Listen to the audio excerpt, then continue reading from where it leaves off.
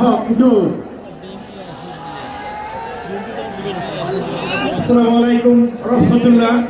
ইতিমধ্যে অনেক জাতীয় নেতৃবৃন্দ বক্তব্য রেখেছেন, আর অনেকে রাখবেন। সময় খুবই সংক্ষিপ্ত, খুব বিস্তারিত আলাপ করার সুযোগ নাই।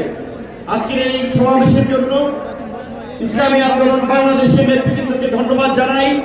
আমি গাড়ি থেকে আসার পথে দেখেছি মৎস্য ভবন, শাহবাগ, হাইকোর্ট মোড় সমস্ত জায়গায় লোকে লোকারণ্য, এই মাঠের বাইরেও।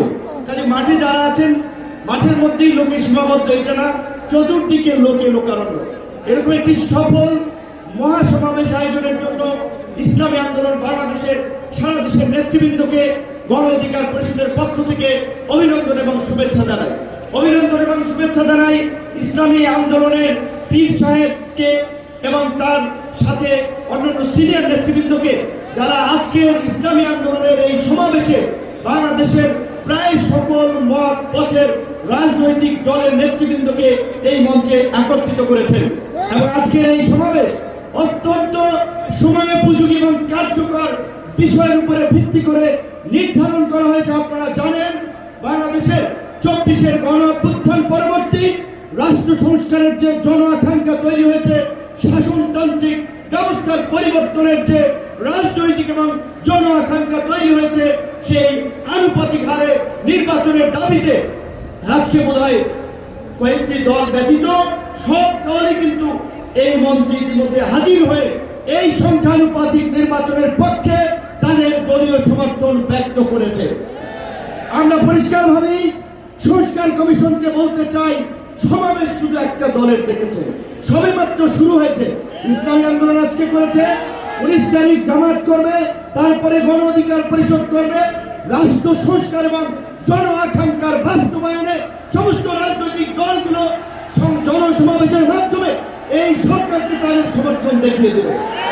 তাই আমরা বলতে চাই, কোন দু একটি দলের উপরে ভিত্তি করে, দু একটি দলের কথায় সংস্কারের নকশায় পরিবর্তন আনা যাবে না।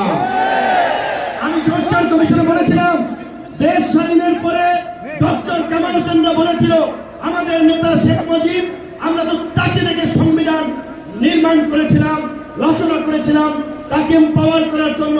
আজকে সংস্কার কমিশনকে বারবার আমরা বলতে চাই, দু একটি দলকে প্রাধান্য দিয়ে বেশিরভাগ জনগণের আকাঙ্ক্ষার বিপরীতে গিয়ে কোন সিদ্ধান্ত বাস্তবায়নের দুঃসাহস দেখাবেন না। আনুপাতিক হারে নির্বাচন হলে সমস্যাটা কি? কোনো সমস্যা নাই। প্রধানমন্ত্রীর মেয়াদ 10 বছরের বেশি না থাকলে সমস্যা কি? আমরা অত্যন্ত যৌক্তিকভাবে এই কথাগুলো দফায় দফায় আলোচনায় তুলে ধরছি।